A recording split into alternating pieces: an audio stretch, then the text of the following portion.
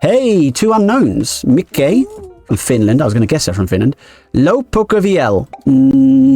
Where's they from? Where's they from? How do I speak English? Where are they from? Denmark. Thailand. So close. Never played with either of these guys. So let's do a quick play and explain as we play unknowns. Turns out I have played with low poker a little bit before, so I take that back. Limp in the button here. So that's either a genius or not so sure, but we'll take it out either way. And the reason why that's useful is now let's say he raises. Well, we know he's got a limp fold range. So unless he's like, if his VPIP is relatively similar, we can now be more respectful of his min raises for the moment. That's something I would definitely add. I take a lot of content, but every time I take a picture, I'm wearing a monstrosity. Someone will be careful to make off for it in the future. Voyage cruise package. We running this, let's go. I'm on a boat. I'm on a boat. Everybody look at me cause I'm sailing on a boat. I'm on a boat. That is a fear you have to do. I'm going to limp ace 5 just because I think we're incentivized to keep the pot smaller. Small ball poker.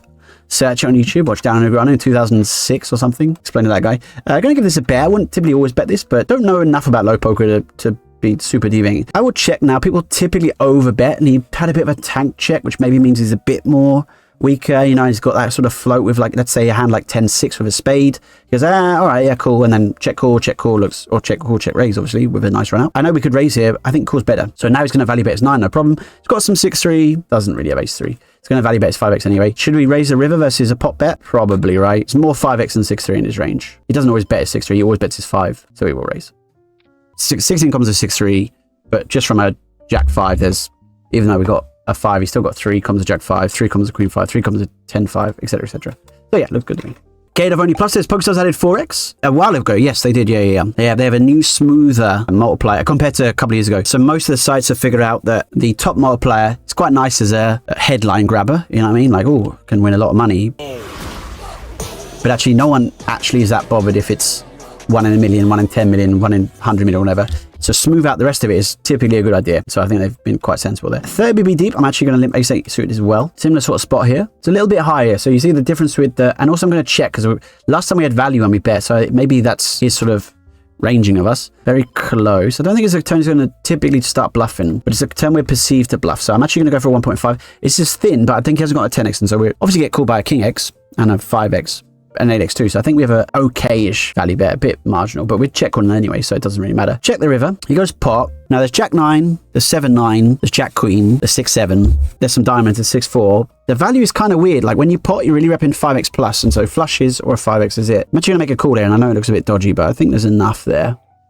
5x, all right, fine. We're happy that he sees a 5x. If he value bets king 9 there, it's a disaster. I'm fine calling it's a 5x, assuming he bluffs enough of those straight draws. And he calls them. I think he always calls them on the turn. I don't think no one's who's folding an open ender, even a gut shot. I think a lot of people might call on the turn in position there. And I think they're all going to bluff river. If those assumptions are wrong, make a bad call. If they're right, make a call. Yeah. On that 3-bet spot with you defending aces, do you think we must go broke with 7s and queens or call some folds some if I had an underpair on the board? Bro, what are you talking about? We get 3-bet. I guess we'll just flat with aces. Can jam. I mean, it's probably a better jam with aces than kings, but obviously if he jams it, call on GG. Wouldn't expect too much shoving here. Be a kind of a strange shove. No draws available. Really hasn't got a range. So yeah, I think the 2.2 looks pretty normal. I don't know if he's bluffing this river, but at the same time, if you have, I mean, ace 5 would be funny. Good luck, good luck. I hope it's not kings. Queens. Do we have to go broke with 7s? Probably not. I think with jacks you probably do, to be honest. Assuming we're playing an opponent who has capable of having bluffs there, I think Pwips is. He's certainly one of the better regs out there. Then I'm not looking overfold. Having said that, when we think about our entire range that, especially on the turn that goes cool, by the river, it's really shrinking. We haven't got that many, like we'd probably be deciding a lot of our river decisions on the turn, and we haven't got that much of a cool fold. So I don't think Pwips is expecting many folds on the river, but it's one of those where like if he checks and we shove, he probably feels committed with queens, and so he's, well, I may as well jam and see if I can get the call from pocket 10s or something. We had 10s a lot. We're calling the jam here against pocket 9s. These two, all right. I think we could actually maybe fold some of them because it's so dry the run out. You know, there's no flush draws, 3-bet pot. It's one of the most, that's probably one of the most static situations we have in spins, given the board and the typical ranges. So the theory's going to find all kinds of mad floats that I probably just don't have in reality. But yeah, heads up against Mikke. Hey, Mickey, you're so fine. You're so fine. Mickey, Mickey, Mickey. Congratulations to the Finnish player that won the Irish Open an hour and a half ago, collecting 300k or something. Congratulations to the 7 participants from Team 601. Had a chance to win that money. We know he limp folded. I feel like we could maybe bet this flop, but maybe we'll go for the delay instead. Min bets turn. I'm going to raise here for a couple of reasons. So I think it's a spot where like I don't particularly weight this very strong. And I think he might be just probing 5 or 3x or some draws or something. I obviously got that immediately incorrect. So that's really interesting to see the min bet shove on that board. You win or you learn.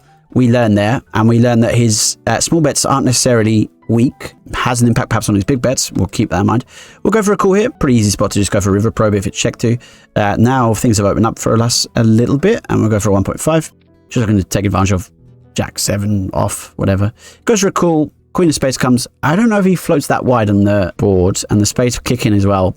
So I actually am going to give up here, which I know it looks criminal, but the club is bad. The 5 and the 4 are now bad. I don't expect him to ever fold a 10 if we jam. It's king queen. Okay. I was going to say the king jack, king queen, queen jack, obviously will hit as well. And spades come in, and he's not folding an ace or a 10. So I think that would be a spot it's easy to just feel like compelled to bluff because we got no showdown. But I just don't think a bluff's profitable there, is my honest opinion. So I didn't bluff. We'll go for a bet with 7-5. Thank you very much for following. Nice, Dria. So far, at every opportunity he could, he's taken aggression. This is the first one he's checked. We saw when he limped, or he limp fold in. So again, maybe just giving his aggression more respect and then being a bit more careful when he attacking a bit more when he checks. We'll go for a bet here. It's not thrilling. I actually think a lot of king queens are going to call a lot here. I'm actually going to check again. And I know this looks mad, but like the paired board just really doesn't do it for me on a flush board missing. Jack's obviously not folding. King queen's not folding, I don't think. Queen 10's folding. 10-8 maybe. We block it a little bit. Just going to go fold. The fact that we get a bet there, I mean, it could be a hand. If he checked 6-8, 6-5, maybe we could go for a block bet. I'm not sure. We'll go for a limp. So far, we've won no hands heads up. We'll try and win this one. Go for a bet. Okay, cool. Okay. How would you play this hand? I'm going to check the turn. We make a flush. I think we just call a bet. He checks. 7 of hearts, 4 of hearts, 2 of hearts. Not loads. So I'm actually going to go for a min bet here in position. Pretty exploitative thing. I want a 5x or a jack x to call or do something funny. We're trying to use the sizing where we encourage VPIP along. I think if we go too big, we actually definitely run the risk of owning ourselves because it's probably a spot we're perceived to bluff. I'm going to check this one back. He's not been over VPIPing, so I'm not going to look to immediately drop some ices in. Goes for a bet. We give this a bit more caution, treat this with a bit more caution, but we're starting to call 1. Jack of clubs comes, reduces the amounts of jack x he has. Still going to have some overs, some 7x and 10x. Don't think the overs will typically bet. King, queen, ace, king, not typically betting. 7x would be a bit weird. Jack x definitely would bet. Would he bet 2? Probably. Is this a mad fold? Probably. I'm still going to take it. I think I'm fine. Given how he's played. Now, I know that fold looks ridiculous, and I don't recommend making it against the reg, and don't recommend making it in general, but we haven't seen too many bluffs here, and so therefore, just gonna, in what becomes a bluff catching spot, I'm not gonna take it. Gonna check this queen. Again, let's kind of use this as an example. Pretty indifferent between betting and checking this queen, but let's use it as an example to see if he's gonna fire some bluffs at some point. If he goes bet, then we'll know maybe we were wrong. He doesn't. He checks again. He could have a 10. He also could have air. I'm going to check again. Again, give him that room to maybe bluff, and he doesn't. Makes me happier. He had unpaired. Definitely could have bluffed. So makes me happy about my 10 fold. Jam these 3 into queen jack.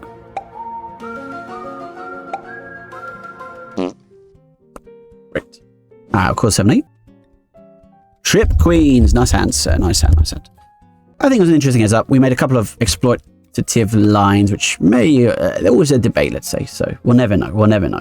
Ace jack's a bit unfortunate. Spades is a pretty nice flop. Okay, sorry, low rider. That was lucky for us. Again, we got the bloody 93 so they've donked. We're going to give them the recreational tag, the non-full-time player tag. We've seen them donk half pot with top pair. We've also seen them check down to river and just fire a random air bluff. Probably would be one where they would go for it. I'm going to call it. I think this could be easily overbluffed. I don't think they got a 9. Don't think they got an 8. Blush or nothing, right? Wow. Okay. They have very high river aggression as well, which is something else so far at least. And the 2 hands they've checked. I'm going to check this one back. Go for a delay now. Okay, quick call. Then we have the nut low, but it's not a thrilling spot, is it? Let's go 3.5. I feel like they're definitely going to look to call us back, but we get it through. Okay. I like that we unblock flush draws there. We will be jamming pocket 9s. They're 3x with ace 8 off. 9-8 suited. Even better, ladies and gentlemen. Even better. Maybe. Even better.